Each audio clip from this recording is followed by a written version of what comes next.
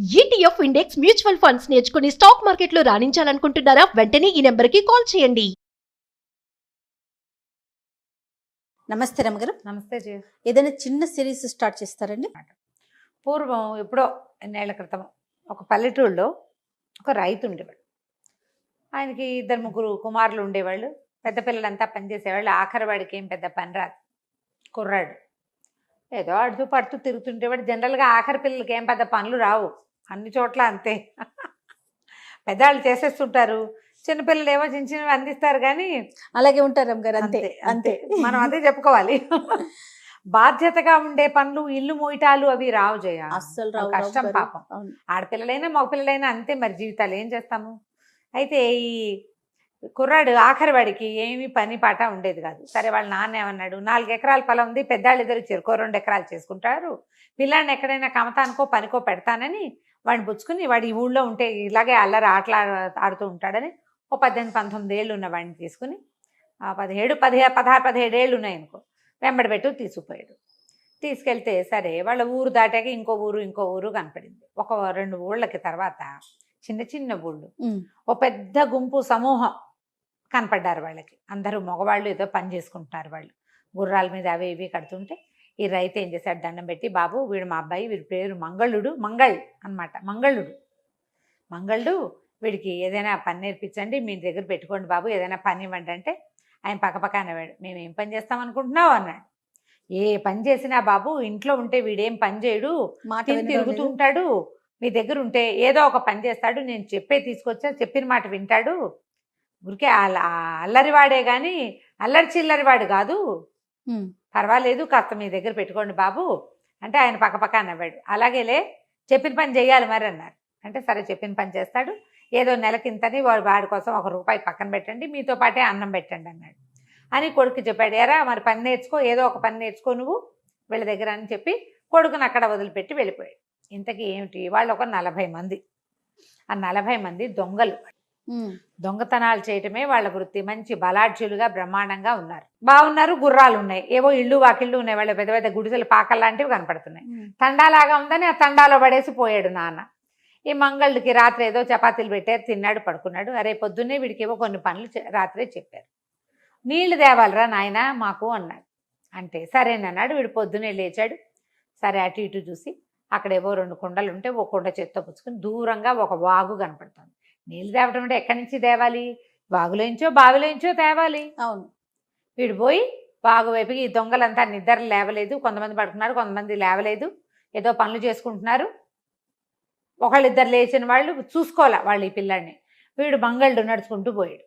ఆ వాగు దగ్గరికి వెళ్ళి ఆ వాగులోకి దిగి నీళ్ళు ఇట్లా ముంచబోయేసరికల్లా కుండ సగం మునిగేసరికల్లా లోపల నుంచి నీళ్ళ నుంచి ఒక చెయ్యి బయటకు వచ్చింది. ఒక ఆడవాళ్ళ చెయ్యి, దానికి కంకణాలు, ఉంగరాలు, నాజుగ్గా తెల్లగా పువ్వుల్లే ఉంది. టక్కిన వీడు మణికట్టు పట్టుకునేసరికల్లా వీడు భయపడసా. మా తెంపరి వాడు వాడి బేసిక్ క్యారెక్టర్ తెంపరితనం, భయం అదుపు లేదు వాడికి. వాడు చేతిని విదిలించేసుకుని బాగా విసిరి కొట్టేశాడు. విసిరి కొడితే ఆ విసిరే సమయంలో ఏమైంది, వీడి నెత్తి మీద ఏదో పెట్టి కొట్టిద్ది ఆ చెయ్యి. కొట్టేసరికల్లా తల మీద దెబ్బ తగల కానీ నెత్తి మీద చేయి పెట్టుకున్నాడు వాడు. స్పీడ్గా నెత్తి మీద చేయి పెట్టుకున్నాడు. చెయ్యిని లాగబోయాడు, వదిలేసింది చెయ్యి, వెళ్ళిపోయింది నీళ్ళలోకి. వీడికి గుండు పగిలిపోయినట్టయింది. బయటకు వచ్చి చూస్తే వీడి నెత్తి మీద ఏదో పెట్టి కొట్టింది కదా, ఆ కొట్టింది ఏంటంటే అంత గిన్నె, అది పాత్రతో కొట్టింది. వీడు చేయి పుచ్చుకున్నాడు కదా, ఆ చేయి విదిలించుకుని ఆ చేయి వేసి వాడి నెత్తి మీద కొట్టేసరికి ఒక ఫ్రాక్షన్ ఆఫ్ సెకండ్స్లో జరిగిపోయింది ఇదంతా. వీడు మళ్ళీ ఆ చేతిని పట్టుకోపోయాడు కానీ అది నీళ్ళలోకి వెళ్ళిపోయింది. పైగా మాడ అదిరిపోయింది వాడికి. తల మీద కొడితే కళ్ళు బైర్లు గమ్మవు, మరి దిమ్మ తిరిగిపోతుంది. అది కాస్త వీళ్ళు ఎక్కడో పడింది ఆ గిన్నె. తీరా చూస్తే ఆ వాగు బయట అంత గిన్నె, దాని నిండా వజ్రాలు, రత్నాలు అవి తాపడం చేసినాయి, బంగారపు గిన్నెలు, చట్టి, కూర చట్టి ఉంటుంది చూడు, అటువంటిది. వీడు ఆశ్చర్యపోయాడు. ఆ తల తడుగుకుంటూ ఆ కుండ నిండా నీళ్లు ముంచుకుని గిన్నె చేత్తో పుచ్చుకుని పోయాడు. వీడు నెత్తి అడుగుకుంటున్నాడు. నెత్తి మధ్యలో ఏం చేస్తాడు, 2 చేతుల్లో 2 ఉన్నాయి అంటున్నాడు అనమాట. దగ్గరికి వెళ్ళేసరికి వాళ్ళు ఆశ్చర్యపోయారు. ఏమిట్రా, ఎక్కడి నుంచి చూస్తున్నావురా, ఏం చేస్తారా, నీళ్ళు ఎక్కడేవిరా అన్నారు. వాగులోంచి నీళ్ళు తెచ్చానండి అనేసి ఆ కుండ అక్కడ పెట్టి ఆ గిన్నె వాళ్ళ చేతులు పెట్టి నెత్తి రాసుకుంటున్నాడు. ఆ గిన్నె చూడగానే దొంగల నాయకుడు ఆశ్చర్యపడి, ఎక్కడిదిరా ఇది నీకున్నాడు. ఆ వాగు దగ్గర దొరికిందండి, ఎవరో చేయి పుచ్చుకుంది నన్ను, భయమే లేదురా నీకు అన్నాడు. మనకేం భయం అండి, ఆడాళ్ళని చేయి పుచ్చుకుంటే భయం వేసేటానికి ఏముంది, మనకేం భయం లేదు. చేయి పుచ్చుకుంది, చేయి విదిలించుకున్నాను, ఏదో పెట్టి నెత్తి మీద కొట్టింది, ఆ నెత్తి మీద పెట్టింది కొట్టింది దీంతోటేనండి ఇది గట్టు మీద పడిపోయింది, నేను తీసుకొచ్చాను అన్నాడు. ఆ గిన్నెని చూసి ఆశ్చర్యపోయారు. వాగులో ఎన్నేళ్ల నుంచో నీళ్లు ముంచలేదురా మేము, ఈ వాగు దాటి అవతలకి వెళ్తే అవతల ఒక బావి ఉంది, అందులో నుంచి తెచ్చుకుంటాం, ఆ వాగులో చేయి ముంచితే ఒప్పుకోదు ఆ వాగు, ఇట్లాగే చేతులు పుచ్చుకుంటుంది. భయపడుతున్నారు వాళ్ళు. వీడు చిన్నపిల్లాడు, భయం లేదు వాడికి, ఏ భయము లేక, పిల్లలకి భయాలు ఉండవు చూడు, అవునవును. తెంపర్తనమే ఎక్కువగా ఉంటుంది. అని చెప్పారు. చెప్పిన తర్వాత వాళ్ళు ఆశ్చర్యపోయారు. ఆ గిన్నెలు అందరూ తిప్పి తిప్పి చూశారు, దాని నిండా వజ్రాలే తాపటం చేసున్నాయి, దాకల్లే ఉంది. న్యాయం పడితే ఇది నీది, అంతేగా వాడికే తెచ్చాడు కదా, వాడే ఇది తెచ్చాడు నీది, కదా. ఇది అమ్మగా ఎంత డబ్బు వస్తే అంత డబ్బు నీకు ఇస్తాం. మీ నాన్న చెప్పాడు కదా నీకు ఏదైనా పని నేర్పించి 10 రూపాయలు చేతిలో పెట్టమని, మొదటి పూటే సంపాదించుకున్నావురా నువ్వు, భలే వాడివి, అమ్మేసి డబ్బులు పట్టుకొస్తానన్నాడు. కుర్రాడు ఇక్కడే ఉన్నాడు. ఆయన ఈ వెళ్ళాడు. దొంగల వర్తకుడు దొంగల నాయకుడు ఏం చేశాడు, ఆ గిన్నె పుచ్చుకుని ఊళ్ళోకి తీసుకుపోయాడు. ముందు ఒక వ్యాపారస్తుడికి చూపించాడు. వ్యాపారస్తుడు చూసి, అయ్యి బాబు ఇది చాలా ఖరీదు, ఇవన్నీ మంచి మంచి వజ్రాలు, మనకు ఒక రత్నాల వ్యాపారి ఉన్నాడు, ఆయన దగ్గర చూపిద్దాం అని చెప్పాడు. ఆ రత్నాల వ్యాపారి దగ్గరికి తీసుకుపోయారు.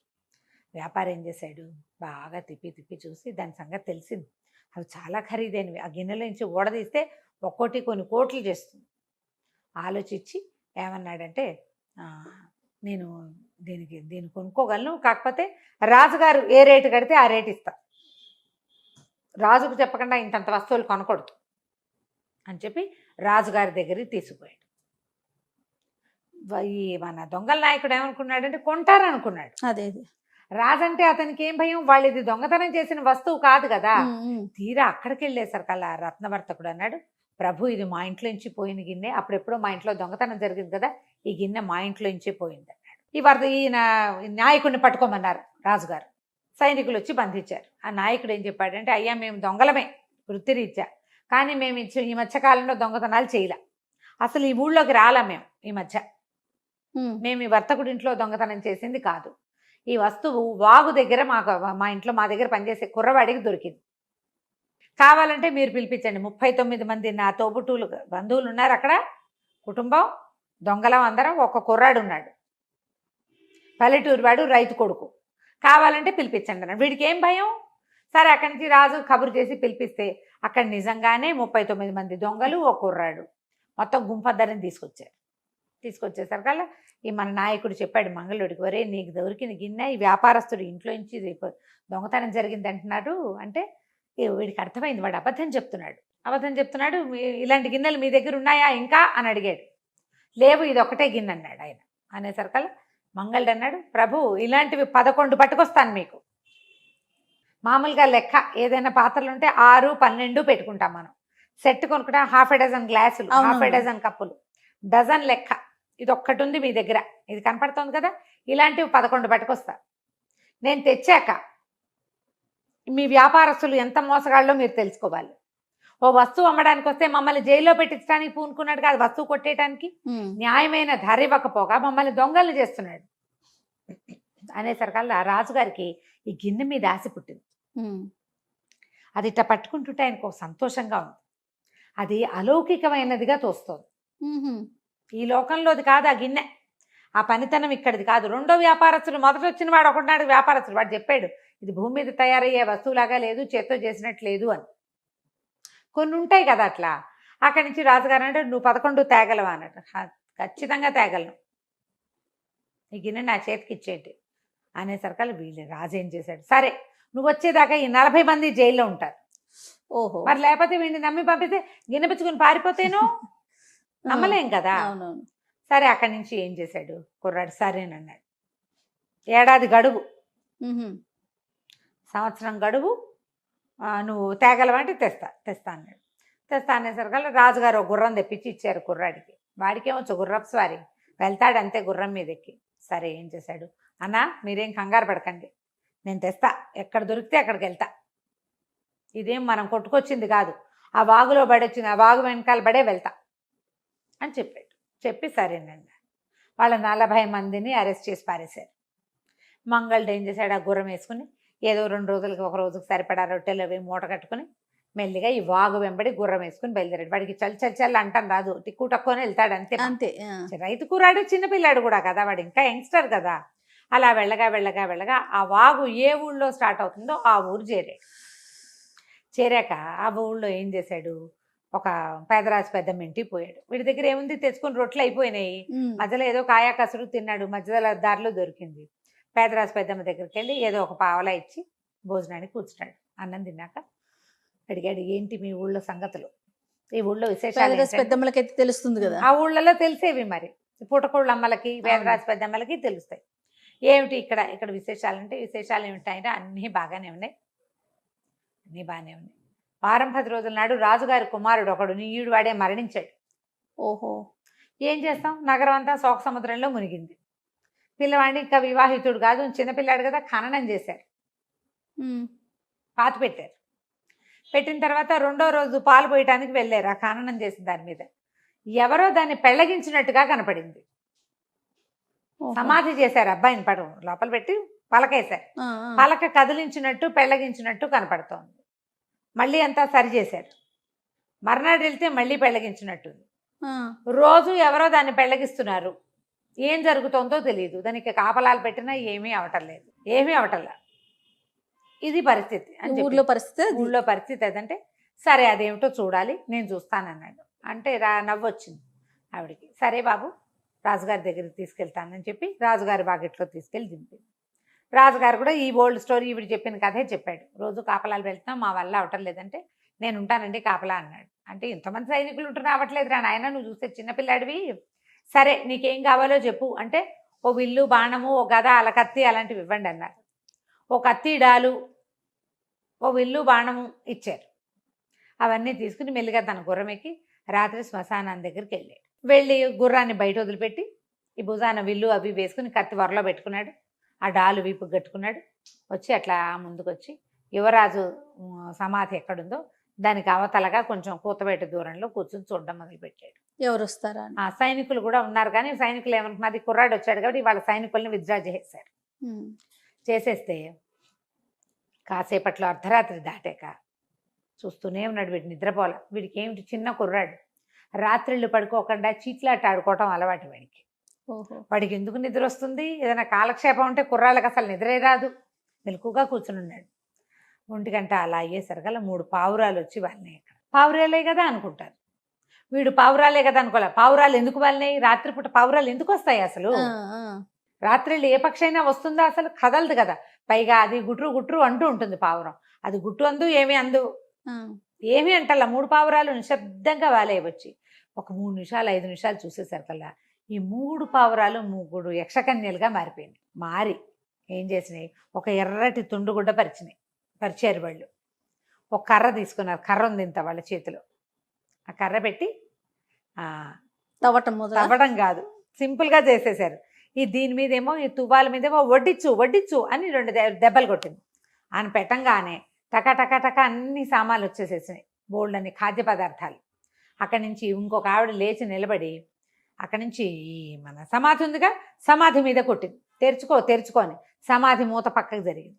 రాజకుమారుడు లేచి వచ్చాడు, కూర్చున్నాడు. 4 కూర్చుని తింటున్నాడు అన్నం. బతికే వచ్చేసాడు. అన్నం తింటున్నాడు, వీళ్ళతో పాటు తిండి తింటున్నాడు. మనవాడు ఏం చేశాడు, మెల్లిగా బాణం తీసి సరిగ్గా సూటిగా వేసి కొట్టాడు. ఎవరికి కొట్టుంటాడు చెప్పు? యక్షకన్యలు కొట్టేశాడా? యక్షకన్యలకి తగలలేదు, రాజకుమారుడికి తగలలేదు, వాళ్ళ మధ్యలోకి వేశాడు. వెయ్యగానే 3 యక్షులు పావురాలకు మారిపోయి తుర్రుమని ఎగిరిపోయారు. ఎగిరిన మరుక్షణం వీడు పరిగెత్తాడు. అక్కడికి పరిగెడితే వాళ్ళు వెళ్ళిపోతూ వాళ్ళ దగ్గర ఒక బెత్తము, ఓ తుండుగుడ్డ ఉన్నాయా, ఒక ఎర్ర తుండు పరిచి ఒక బెత్తం పెట్టి కొట్టారు. భోజనం తెప్పించారు. అవి అక్కడే వదిలిపెట్టేశారు. ఈ కంగారులో 3 వెళ్ళిపోయారు. 3 వెళ్ళిపోయి రాజకుమారుడు ఒకడే కూర్చున్నాడు, అన్నం తినుకుంటూ ఆఖరి ముద్ద తింటున్నాడు. అక్కడి నుంచి ఆ తుండుగుడ్డను ఆ కర్ర చంకలో పెట్టుకుని, నువ్వు ఇక్కడ ఎందుకు, శ్మశానంలో పాము, ఇంటికి వెళ్ళిపోదామని రాజకుమారుడిని గుర్రం ఎక్కించుకుని బతికొచ్చేసాడు వాడు. వాళ్ళు రోజు అతనితో కలిసి కంపెనీకి భోజనం చేస్తున్నారు. పూడ్చిన కుర్రాడు కావాలి వాళ్ళకి, దొరికాడు రాకుమారుడు, తింటున్నారు రోజు కూర్చుని. తీసుకుపోయి రాజుగారికి అప్పచెప్తే రాజుగారు పరమ సంతోషించేశాడు. ఈ బతికొచ్చిన కొడుకుని చూసి. నీకేం కావాలో చెప్పు అన్నాడు. నాకేం కావాలంటే బ్యాగ్లో నుంచి వీడి గిన్నె తీశాడు. ఇలాంటివి 11 గిన్నెలు కావాలండి అన్నాడు.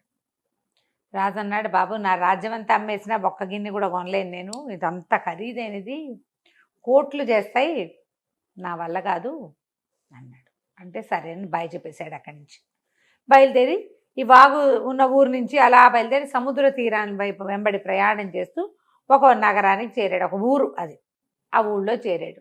ఊళ్ళో ఏవో చాలా ఇళ్ళు కనపడ్డాయి. ఏదో ఒక ఇంటి దగ్గర ర్యాండమ్గా ఓ ఇంటి దగ్గర ఆగి, ఏమంటే పై దేశం నుంచి వస్తున్నాను, భోజనం పెడతారా అంటే వాళ్ళు అన్నారు, నాయన మాకేం అభ్యంతరం లేదు, కానీ మా ఇంట్లో తిండే లేదు, మాకే కాదు ఇక్కడ ఎవరికీ తిండి లేదు, మా దగ్గర తిండి గింజలు లేవు, నీళ్లున్నాయి పుష్కలంగా అనేసరికి అతను అన్నాడు, ఆశ్రయం ఇస్తారన్నాడు. ఆశ్రయం ఎందుకు నాయన, ఇస్తాము, కానీ మేమేం తిండి పెట్టలేవు, మేము తినటానికే ఏమీ లేదు, ఏదో గంజి దాచున్నాం, మీరు కూడా ఒక గంజి పోయగలం అంతే అన్నాడు. ఏం కంగారు పడకండి, నేను చెప్తాను ఇక్కడ మీకు ఎందుకు ఈ పరిస్థితి వచ్చింది అన్నాడు. మాకు పంటలు పండవు, మేము సముద్రం ద్వారా ధాన్యం దిగుమతి చేసుకుంటాం, ఇప్పుడు కాయాకసరు పండుతాయి, కాయాకసరుతోటి ధాన్యం లేకుండా ఏం చేస్తాము, అవును, మా దగ్గర పండే కాయాకసరు అన్నీ మేము ఇతర దేశాలకి ఎక్స్పోర్ట్ చేసి ధాన్యం ఇంపోర్ట్ చేసుకుంటాం. ఈ మధ్యకాలంలో ధాన్యం తెచ్చేటువంటి నావలని ఏ సముద్రంలో మునిగిపోతున్నాయి ఒక చోటవి, ఎందుకు అలా అయిపోతున్నాయో తెలియదు. 1000 బస్తాల ధాన్యాలు కూడా మునిగిపోయినాయి, ధాన్యమే లేదు, గింజలు లేవు మా దగ్గర, ఒట్టి కూర వండుకుని ఏం తింటాం, కొన్నాళ్ళు తిన్నాం, అవి వంట పట్టటల్లా, బేస్ లేనిదే వంట పట్టదు, అట్లా బాధపడుతున్నాడు ఆయన, గింజ లేదు మా దగ్గర అంటే సైతన్ అన్నాడు, ఏం పర్వాలేదు అని చెప్పి తువ్వాలు పరిచి కర్ర పెట్టి వడ్డించు అని దెబ్బలు కొట్టాడు. కొట్టంగానే టకటక ఆహారం వచ్చేసింది. పిలవండి మీ వాళ్ళందరినీ భోంచేద్దామని అందరినీ పిలిచాడు. పిలిస్తే సరే అందరూ కలిసి భోజనం చేశారు. వాళ్ళంతా సంతోషించారు. భలే మంచి పని చేశావు నాయన అంటే, మీ సముద్రంలో వచ్చిన సమస్యను నేను తీర్చగలను, నేను ప్రయత్నం చేస్తా, నన్ను మీ రాజు దగ్గరికి తీసుకెళ్ళమంటే రాజు దగ్గరికి తీసుకుపోయారు. రాజుగారు చెప్పాడు, ఏమన్నాడంటే, మరి మాకు ఇట్లా సముద్రంలోనే ఏదో సమస్య వస్తుంది అంటే, నేను చేస్తానండి. ఇతను ఇట్లా గాల్లోంచి భోజనం సృష్టించాడని తెలుసుకుని రాజుగారు ఏం చేశాడు, ఒక నావెక్కిచ్చి ఒక పడవ ఇచ్చి పంపించాడు. ఆ పడవలో చాలా మంది ఉన్నారు. ఎక్కడ నావ మునిగిపోయిందో అంటే ఈ ధాన్యం తెచ్చిన పడవలు ఎక్కడ మునిగిపోతున్నాయి ఆ షిప్పులు, అటువైపు తీసుకెళ్ళండి అన్నారు అని చెప్పాడు. ఈ పడవ అటువైపు వెళ్ళేసరికల్లా ఆ పడవ అందాక వెళ్ళి, పడవ అంటే చిటి పడవ ఏం కాదు, అది పెద్దదే, చాలామంది ఎక్కారు దాని మీద. సముద్రంలో నుంచి ఒక చెయ్యి వచ్చింది పైకి, అదొక స్త్రీ చెయ్యి, దానికి కంకణాలు ఉంగరాలు అన్నీ ఉన్నాయి, అది ఇట్ట పట్టుకుని లాగేస్తుంది. ఓహో, ఇతనేం చేశాడు, ఆ డెక్క మీద నిలబడి కాళ్ళు 2 మెలికేసి దానికి కిందకి వెళ్ళాడు. ఆ చేతిని ఒక్క తోపు తోసాడు. మామూలు చెయ్యి అది, పెద్ద రాకాసి చెయ్యి కాదు, చెయ్యి పైకి లేస్తోంది, పట్టేసుకుంటుంది. ఈ పడవ తాలూకు తాడునో ఆ చుక్కాన్ తాలూకు కింద ఉండే కనెక్షన్లో పుచ్చుకు లాగేస్తోంది. అడ్డం బోర్ల పడిపోతున్నాయి అవి. అది నీటిలో ఉండే బలం ఏదో ఉంది దానికి. ఈ చెయ్యి పుచ్చుకుని ఇట్లా బలంగా తోసే సమయంలో ఏమైంది, చేతికి ఒక రత్న కంకణం, ఆ కంకణానికి ఉన్న సేలు ఉడిపోయి కంకణం వీడి చేతిలోకి వచ్చేసింది. చెయ్యి పక్కకి వెళ్ళిపోయింది. ఆల్రెడీ వీళ్ళకి ఇంకో నావ వస్తుంది అట్నుంచి ధాన్యంతో, ఆ నావ సింపుల్గా వచ్చేసింది. ఆ చేయలేకపోయేసరికి ఆ కంకణం చేత్తో పుచ్చుకుని రాజుగారి దగ్గరికి వెళ్ళాడు. వెళ్ళాక రాజుగారు అన్నాడు, ఎంత పని చేసావు, నీ వల్ల కదా మాకు ఆ చెయ్యి కనపడలేదు, మేము పరిశీలించలేదు, ఇప్పుడు కాబట్టి తెలిసింది, ధాన్యం అంతా నీటి పాలైపోయింది, పోన్లే ఈసారి ధాన్యమైనా వచ్చింది అబ్బాయి, నీకేం కావాలో చెప్పాను. కానీ మనవాడు తీసాడు గిన్నె. ఇట్లాంటి 11 గిన్నెలు కావాలి. 40 మంది జైల్లో ఉండిపోయారు, నిద్ర పట్టట్లేదు నాకు, నా వల్ల ఆ గిన్నె నాకు దొరకకపోతే వాళ్ళు ఈ పరిస్థితికి వచ్చేవాళ్ళు కాదు, రోజులు గడిచిపోతున్నాయి, వాళ్ళంతా జైల్లో పడి మగ్గుతున్నారు, ఇట్లాంటి గిన్నెలు కావాలంటే ఆయన అన్నాడు, ఇది నాకు తెలీదు, నేనేం చేయలేను, మా దగ్గర లేవు ఇవి, నా కుమార్తె నుంచి పెళ్లి చేసుకో కావాలంటే అమ్మాయి నుంచి పెళ్లి చేస్తాను. కుర్రాడు ఒప్పుకోవాలి, వద్దులేండి నా ప్రయత్నం నేను చేసుకుంటాను అన్నాడు. అయితే ఆ గిన్నెని బాగా పరిశీలించారు. రాజుగారు ఏమన్నాడంటే సైన్యాధిపతిని పిలిచాడు. యక్షుణులు భోజనం చేసే చోటు నీకు తెలుసు కదా అని అడిగాడు. సైన్యాధిపతికి తెలుసు అన్నాడు. అయితే ఈ అబ్బాయికి ఏం చెప్పాడంటే, బాబు ఒక పూట రెస్ట్ తీసుకో, యక్షకన్యలు భోజనం చేసే ఒక చోటు ఉంది మా రాజ్యంలో, కొంతమందికి తెలుసు, బహుశా ఈ పాత్ర వాళ్ళకి సంబంధించింది అయ్యి ఉండొచ్చు, ఎందుకంటే నేను ఒక చెయ్యి కొట్టింది అన్నావు, యక్షులు చేస్తారు ఇట్లాంటి పనులు అని చెప్పేసరికి సరేనని ఒప్పుకున్నాడు. మర్నాడు సైన్యాధిపతి 7 పగళ్ళు 7 రాత్రులు ప్రయాణం చేయించి యక్షపర్వతం దగ్గరికి తీసుకెళ్ళి దింపాడు. అదే పర్వతం, అక్కడే వాళ్ళు భోజనం చేస్తారు, ఒక కోట ఉంది, అక్కడ భోజనాలు చేస్తారు, మాకు ఎన్నో తరాలుగా మాకు తెలుసు, ఎప్పుడైనా వాళ్ళ వల్ల ఇబ్బంది వస్తుంది కానీ తరచూ వాళ్ళ వల్ల మేమేం ఇబ్బంది పడమని చెప్పాడు. తను నా దారిని నేను వెళ్తాను వెళ్ళిపోమన్నాడు. అక్కడి నుంచి తన దగ్గర ఉండే తుండుగుడ్డ, కర్ర, రత్తాల కంకణం, గిన్నె వాడి దగ్గరే ఉన్నాయి. సరే మెల్లిగా కొండ ఎక్కుంటూ వెళ్తే పైన ఒక కోట. ఆ కోటలో ఒక ముసలి వంటవాడు మాత్రమే ఉన్నాడు. లోపలికి వెళ్ళి వంటవాడి కనపడేసరికి వంటవాడు ఆశ్చర్యపడి, ఊరిని ఎట్ట వచ్చావురా నువ్వు మనిషివి, నువ్వు కనుక కనపడ్డావంటే విరుచుకు తినేస్తారు వాళ్ళు. తినడం అంటే లిటరల్లీ తినేయటం కాదు, ఏదో ఒకటి చేస్తారు. కనపడిపోక దాక్కుని చూడు అని చెప్పాడు. వీడు యక్షకన్యలను చూడడానికి వచ్చానని చెప్పాడు అతనికి. సరే భోజనశాలలో దాక్కోబెట్టాడు ఒక చోట. ఈ దాక్కున్న తర్వాత ఏమైంది, చీకటి పడింది, వంట చేస్తున్నాడు వీడు బోళ్ళంత రుచికరమైన వంట. అందెలు పాంజేబులు అవి చప్పుళ్ళు అవుతున్నాయి. అప్పుడు ఈ వంటవాడు కేకేశాడు, అమ్మాయి వంట అయింది వడ్డించనా అని అడిగితే 3 యక్షకన్యలు లోపలికి వచ్చారు భోజనం చేయడానికి. భోజనశాలలో 3 కూర్చున్నారు. వడ్డించాడు, 3 కూర్చుని పళ్ళేలో అన్నం తింటూ ఏమన్నారు, ఒక అమ్మాయి చెప్తుందనమాట, 7 ఏళ్ళుగా నేను ఆ 40 దొంగల్ని వాగులో చెయ్యి కూడా పెట్టనివ్వల, 7 సంవత్సరాలు కాపాడా. ఆ కుర్రాడెవడో వచ్చి నా రత్నాల కొంచెం కాస్త తీసిపోయాడు, వాడు వచ్చి నీళ్లు ముంచేశాడు దొంగమొహం అనేసరికల్లా రెండోదంది, ఆ కుర్రాడే కదా బాణం వేశాడు, అనవసరంగా భయపడి నా తువ్వాలు నా కర్ర అక్కడే వదిలిపెట్టేశాను అనేసరికల్లా మూడో అమ్మాయింది, ఒసే మీకు అర్థం కావట్లేదు నేను చెప్పే మాట, ఈ 2 పనులు చేసిన వాడే సముద్రంలో నా చేయిపుచు తోసేసి నా కంకణం కాస్త కొట్టేశాడు, భలే కుర్రాడు, వస్తువులు పోగొట్టుకున్నావు, నాన్నకేం సమాధానం చెప్పాలో తెలీదు, మన శక్తులన్నీ వాడు లాగేసుకున్నాడు, ఖాళీగా కూర్చున్నావు అంటుంటే ఈ వెనకాల నుంచి కుర్రాడు అడిగాడు మంగళుడు, ఆ పనులన్నీ చేసిన కుర్రాడు కనపడితే మీరేం చేస్తారు అని. ఏమీ చెయ్యం, మాతో పాటు కూర్చోబెట్టుకుని అన్నం పెడతాము అన్నారు. అనగానే వీడు బయటకు వచ్చాడు. గుర్తుపెట్టారు 3 వీడే అని. సరే కూర్చో మాతో పాటు భోజనం చెయ్యి అని కూర్చోబెట్టారు. కూర్చోబెడితే వీడికి ఆ గిన్నె కావాలి, అలాంటి 11 గిన్నెలు కావాలి కదా.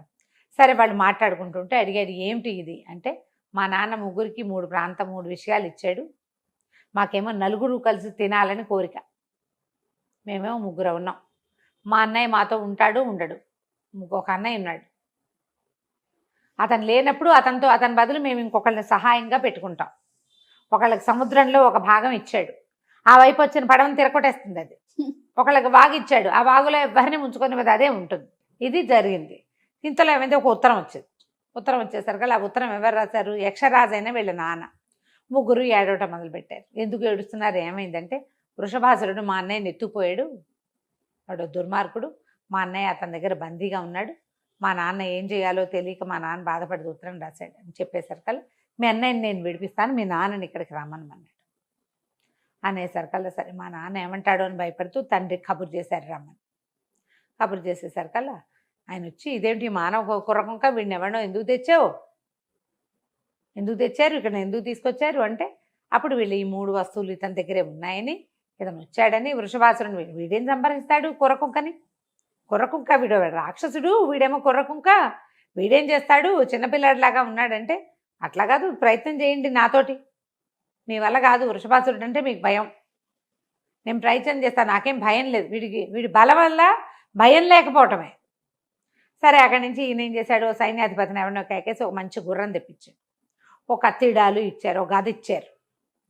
ఆ గుర్రం మీద ఒక ఎగిరి కూర్చున్నాడు. వీడు ఇన్ని రోజుల నుంచి గుర్రం తోలి ఉన్నాడు, ఆ స్వారీ వచ్చేసింది వాడికి. ఇంకా అనిపించింది వీడు ఏదో పని చేస్తాడు నిజంగానే. వీడు కాస్త వీళ్ళు ఆ గుర్రంతో పాటు గుర్రం తీసుకుపోతుంది ఆటోమేటిక్గా. ఆ వృషభాసురుడు ఎక్కడున్నాడో ఆ కోట దగ్గరికి తీసుకెళ్ళి తలుపు కొట్టాడు. వృషభాసురుడు ఉన్నాడంటే వాళ్ళు అక్కడున్న 2 రాక్షసులు, ఏమిటి నువ్వు ఎవడివి, వృషభాసురుడిని చూస్తేనే గుండె పగిలి చస్తావు నువ్వు, పొమ్మన్నారు. వీడేం చేశాడు, ఒక్క ఎగిరి గుర్రం మీద నుంచి ఆ కత్తి పుచ్చుకుని 2 మీదకి దూకాడు. చెరుకోసారి కత్తితోటి మిరకాయలు కోసేసాడు. కోసేసి 2 ద్వారం లోపలికి పడేసాడు. పడేసరికి ఇక్కడ ఏదో సందడి అవుతోందని ఆ వృషభాసురుడు అన్నవాడు బయటకు వచ్చాడు. తరిగిన తలకాయలు కనబడేసరికి వాడు ఎవడరా, నా ద్వారపాలకుని చంపిన వాడు ఎవడు అని పరిగెత్తుకుంటూ బయటకు వచ్చాడు. వచ్చేసరికల్లా సరే వీడు అన్నాడు, నీ దగ్గర యక్షరాజకుమారుడు వాడు మాకు ఇచ్చే అంటే, నేను ఇవ్వను, యక్షులతోటి పని చేయించుకోవడానికి వాడు నాకు కావాలి, సుకుమారమైన పనులన్నీ యక్షులే చేస్తారు, నాకు కావాల్సిందేనన్నాడు. కాదు అప్పుడు మన ఇద్దరం ద్వంద్వ యుద్ధం చేద్దామన్నాడు. వాడేమో ఏకంగా 8 అడుగులు ఉన్నాడు, వీడు 5.5 అడుగుల అబ్బాయి. వాడు ఏం యుద్ధం చేస్తారు? కాకపోతే వీడికి ఏమిటి, వాడి ఇట్లా మీదకి వస్తే తప్పుకునే తెలివి ఉంది వీడికి. వాడు పరిగెత్తుకొచ్చినప్పుడల్లా వీడు తప్పుకుని అంటాడు, ఏమిటి పిల్లాట్లాడతావు, సరిగ్గా యుద్ధం చేయటం రాదా నీకు అంటాడు. వాడు ఏదో గద విసిరేసేసరికి అలా వీడు తప్పుకున్నాడు, కానీ తన గదని మాత్రం వాడి మీదకి విసిరేశాడు. వాడికి ఆయువు పట్టు మీద తగిలి వృషభాసురుడు పడిపోయాడు. ఇది కేవలం వాడిలో ధైర్యం, భయం లేకపోవడం తప్ప వాడికి ఏం సాహసం శౌర్య పరాక్రమాలు ఏం లేవు. అవును. వెళ్ళిపోయాడు. లోపలికి వెళ్ళి ఏం చేశాడు, ఆ రాజకుమారుడు వెతికితే ఆ కోటంతా ఎవ్వరూ లేరు. అంతా వజ్రాలు, మణులు, మాణిక్యాలు, బంగారంతో నిండిన గోడలు, వాకిట్లో 2 ద్వారపాలకులు, లోపల రాక్షసుడు. వాడు చచ్చిపోయాడు, ఎవ్వరు లేరు. ఒక చెరసాలలో ఉన్నాడు ఈ రాజకుమారుడు.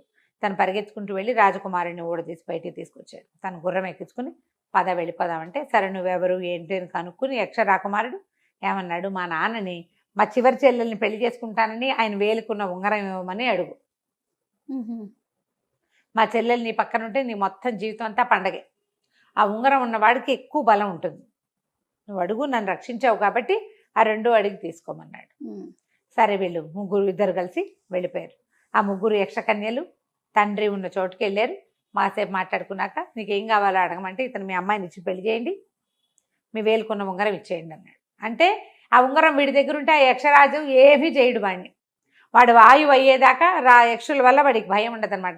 కొన్నాళ్ళు పోయాక నా పిల్ల నాకు కావాలనిపించింది అనుకో, ఆయనకి పిల్లని తీసుకెళ్తాడు. ఉంగరం ఉండటం వల్ల వీడికి ఏం జరగదు. అందుకని అబ్బాయి చెప్పాడు అనమాట. అక్కడి నుంచి సరే అమ్మాయి అమ్మ కూడా ఒప్పుకుంది. ఈ కుర్రాడు యక్షరాజకుమార్తెని పెళ్లి చేసుకుని ఆ ఉంగరం వేలికి పెట్టుకుని ఇలాంటి 11 పాత్రలు కావాలని అడిగి మొత్తం 12 పాత్రలు పుచ్చుకుని ఆ భార్యతో సహా గుర్రం ఎక్కి వచ్చేసాడు. ఈ ఊరు వచ్చేసరికల్లా ఆఖరి రోజు, సంవత్సరమైంది అప్పటికి. ఇతను బయలుదేరి వీళ్ళని 40 మంది దొంగల్ని ఊరిదీయబోతున్నారు. తను పరిగెత్తుకుంటూ వెళ్ళి ఊరు ఆపించి రాజుగారికి చెప్పాడు. 12 గిన్నెలు పేర్చాడు. మీ వ్యాపారస్తుని పిలవండి ఒకసారి అంటే పిలిపించారు. వ్యాపారిని పిలిపిస్తే ఈ 12 గిన్నెల్లో మీ గిన్నె ఏదో గుర్తుపట్టండి అని అడిగితే, ఎట్లా గుర్తుపడతాడు, ఆ గిన్నె అసలు అతనిది కాదు కదా. వ్యాపారస్తుడిని నమ్ముతాడు రాజు, ఎందుకంటే వాళ్ళ దేశంలోనే చాలా సంవత్సరాలుగా ఉన్నారు కాబట్టి. దొంగల్ని నమ్మరు సహజంగా. మేము దొంగలమని ఒప్పుకున్నాం కదా, వస్తువు తెచ్చినవాడు దొంగ ఎప్పుడు కూడా. దాంతో కుర్రాడు అన్నాడు, చూసారా వీళ్ళు ఎంత అన్యాయంగా ప్రవర్తిస్తున్నారు, మరి వీళ్ళని ఏదైనా శిక్షించండి, మా అన్నయ్యని వదిలిపెట్టండి అంటే 40 మంది దొంగల్ని వదిలిపెట్టారు. రాజుగారికి సంతానం లేదు.